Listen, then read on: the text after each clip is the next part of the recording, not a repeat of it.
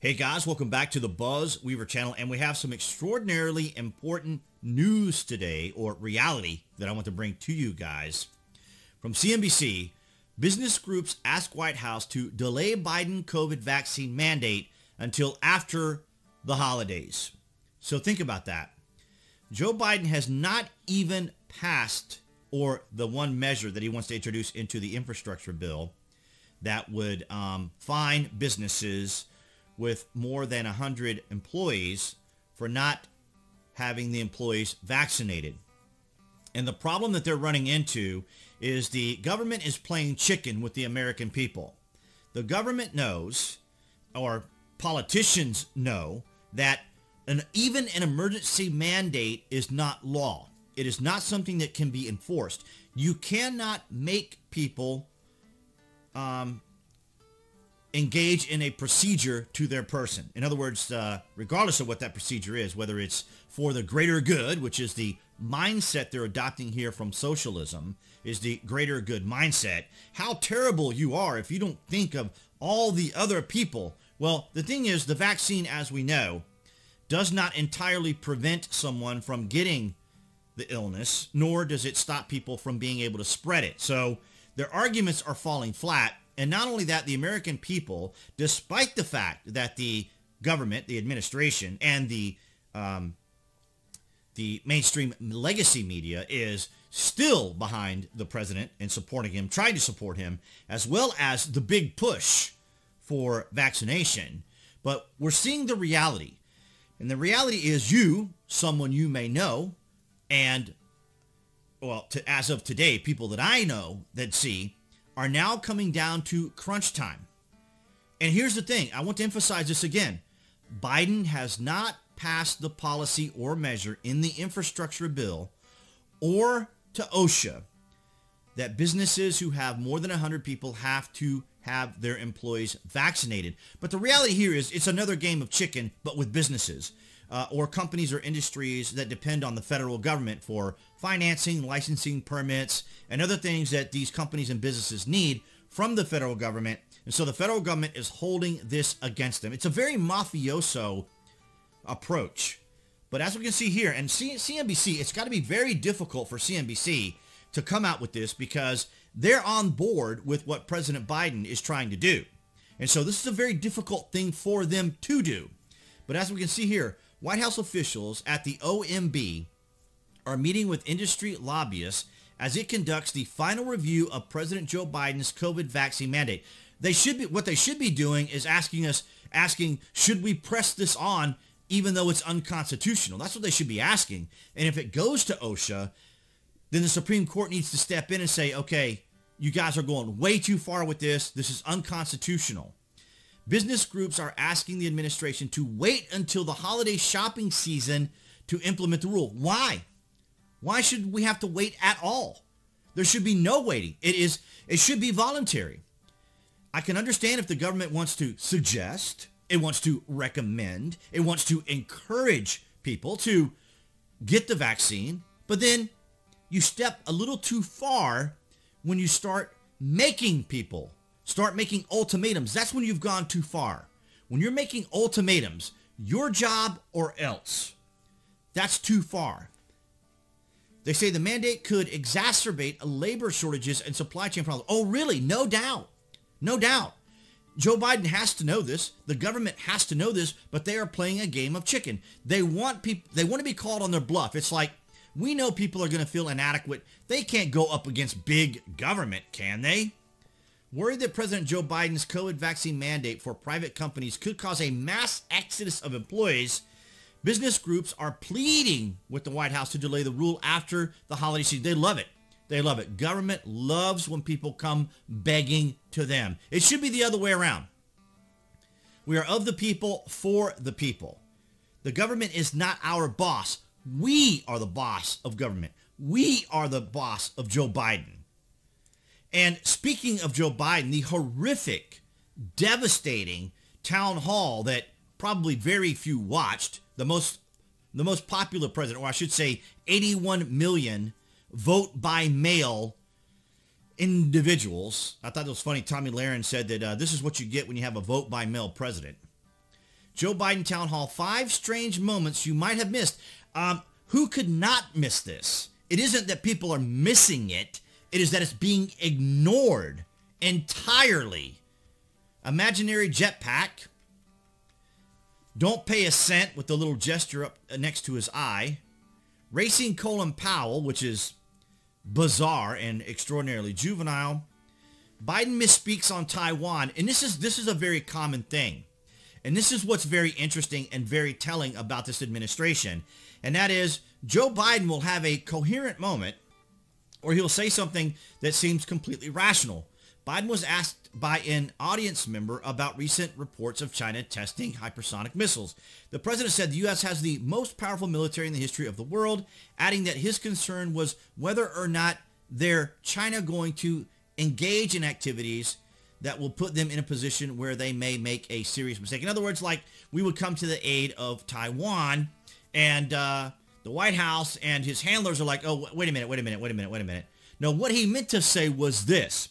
So not only do they complete his sentences for him, like Anderson Cooper had to do here when he couldn't remember the Long Beach port. You see here the exchange was Cooper interjected. It's Long Beach. To which Biden replied, Long Beach, thank you. Yes, because they have to finish his sentences. Ladies and gentlemen, this is your president. This is the president that 81 million people voted for. And when I say your president, I don't mean that in any derogatory manner. But to suggest that this is who the president of the United States is.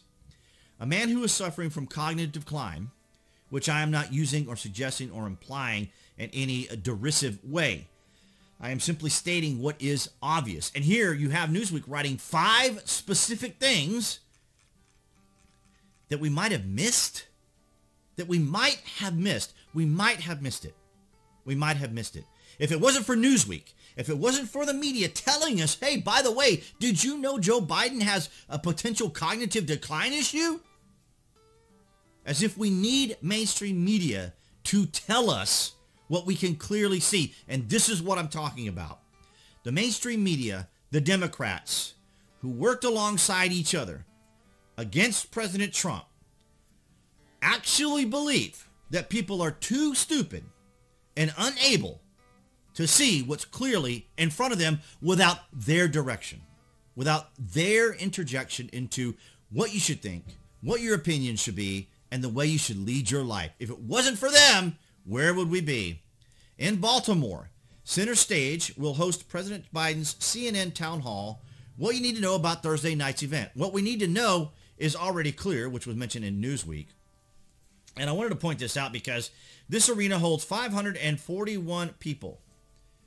541 people. Have you guys ever seen a Trump rally? There's probably 500 people right here just standing behind the president. Or, yeah, this would be, he's turning he's turning his back, or he's turning around and looking at the people behind him as he's at the podium. See, like he is here. But 541 people is the best Joe Biden can do. Now, it's probably about as many people as I've ever seen at a Joe Biden function there. See if there's an image of it. There was a picture of it somewhere. I saw it, but I'm not going to go looking for it now. But suffices to say, the most popular president, 81 million votes. 500, here they are right here. Here's a picture. Yeah, see, this is how many people are standing behind Trump in that one image I just showed you. Democrat insistence on leaking infrastructure and budget bill has been costly for Biden. Yes, it has. Now, finally got it out. Yes, it has been. Because, as I said, he hasn't even passed it yet. Washington, more than 70 days ago, the U.S. Senate handed President Biden his biggest bipartisan victory yet, an infrastructure bill providing $550 billion in new spending and $1 trillion overall for highways, transit, water, and broadband. And, of course, everyone can understand and appreciate roads and bridges and things that you need for your infrastructure, which is what President Trump was working on as well. But the fact that he would inject a bill that would then fine companies with more than 100 employees if they're not vaccinated is going to be devastating. Devastating. And Joe Biden's approval as of, let's see what date this is. Why is there no date? Maybe I don't have to scroll down enough. But as of right now, let's see. Yeah, so his disapproval is 52.1%. There we go. I just haven't scrolled down far enough. as of October the 25th. Yeah. So as of October the 25th, his disapproval is at 52.1. And you have to keep in mind here, this is a president who has the backing of the mainstream media, the legacy media, Hollywood, entertainment, the left, activism, all of the voices that are really kind of small, but are given platforms to sound larger than they really are. So this is where we are with this. And then we go to Civex, which is a little bit more accurate because, as you can see here, this is based on 118,237 responses. And you can see here, just in general, his disapproval is 53% and 38% approved. But what's important, the key demographic here isn't Democrats or Republicans, but the independents, who make up a larger portion than any of the one or other side. And they're at 64% disapproving of Joe Biden. So the Democrats and the mainstream media have a huge problem right now because they can't make this president any more popular than he is. And the other day, I think I still have it here. Let's go over here, jump over to Twitter real quick. If you guys haven't already, you can follow me on the various social media platforms, which will be linked below this video. And there was a post I made right here. You know, in the continuing effort to maintain the facade that is the Joe Biden establishment administration, handlers and optic gurus stage a contrived meeting with a disabled person named Brandon.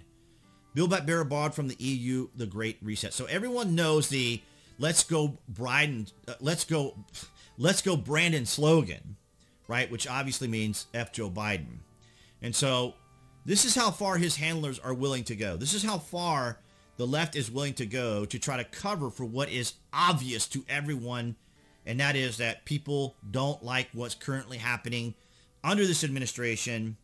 I don't know how people feel that we're not Trump voters, but I hope they're paying close attention to what's going on, because this is absolutely catastrophic. And if we make it to December and people are leaving their jobs, because I've seen people post even on my Facebook saying, you know, November 1st is my last day, or, you know, my last day is going to be such and such a time, and they're leaving. I mean, these people aren't bluffing Joe Biden to see what he will do. They are actually going to leave. So they're actually calling Joe Biden on his very own bluff. And this is going to be devastating to our country. So just got to keep that in mind. We haven't gotten to the real interesting part just yet because we have the shortages as well, and truckers and so forth and so on that's going as well. This is all going to be a factor. But that's what I have for you guys today. So I want to thank all of you guys for your continued support, the likes, the shares, and the comments across New Tech and here on YouTube, which you now see the channel icon appearing right there on the screen to subscribe. You can click on that to obviously subscribe, along with notifications. That way you guys will know when there's content here on channel, to include my little shorts from time to time. And I'll see you guys in the next video.